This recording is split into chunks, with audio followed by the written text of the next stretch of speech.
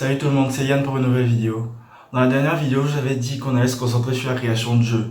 Mais malheureusement, j'ai eu des imprévus. Donc ce que je vais faire, c'est vous donner le programme pour le jeu que nous allons faire.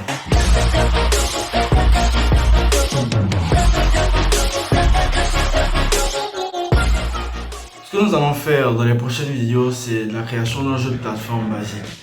L'objectif, c'est de finir le plus vite possible les niveaux en esquivant les monstres et en évitant les pièges. Donc pour procéder, on va se concentrer d'abord sur un prototype.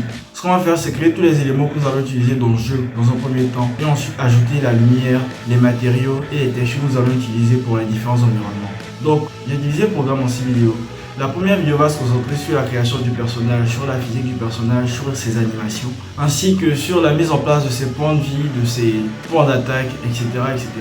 La deuxième vidéo va se concentrer sur la création des éléments de la map, c'est-à-dire la plateforme de base, les plateformes fixes et les plateformes qui bougent, les pièges, et ainsi que les objets visibles ou invisibles qui seront répartis. Dans la troisième vidéo, nous allons nous concentrer sur les personnages non joueurs. Nous allons établir leur physique, leurs animations, et ainsi que les différentes interactions que les personnages non joueurs auront avec le personnage principal, c'est-à-dire les dégâts qu'ils pourraient lui faire, etc., etc. Dans la quatrième vidéo, nous allons nous intéresser au level design. Nous allons mettre en place les textures des environnements, les matériaux, ainsi que les lumières que nous allons exploiter.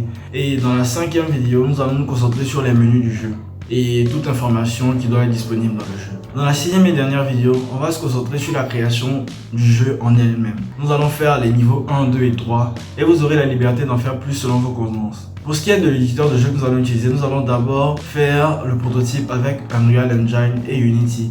J'ai envie de faire des vidéos simultanées qui montrent comment ça se passe sur Unity et qui montrent comment ça se passe sur Unreal Engine. Je vais passer principalement sur Unity 3D pour commencer. Donc la prochaine vidéo sera d'abord sur Unity et ensuite sur Unreal Engine. Donc c'est tout pour cette vidéo. Je vais vous faire un petit résumé de comment on allait procéder.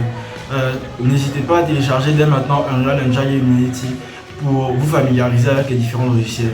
Et je vais procéder en supposant que Unity et Unreal Engine c'est la première fois que vous y touchez. Donc je vais prendre mon temps pour énoncer les différents détails et ainsi que les manipulations dont vous aurez besoin. Sachez aussi que Unity se fait directement avec du code. Pour les personnes qui sont le plus intéressées, vous pouvez déjà commencer à chercher comment on code en C#.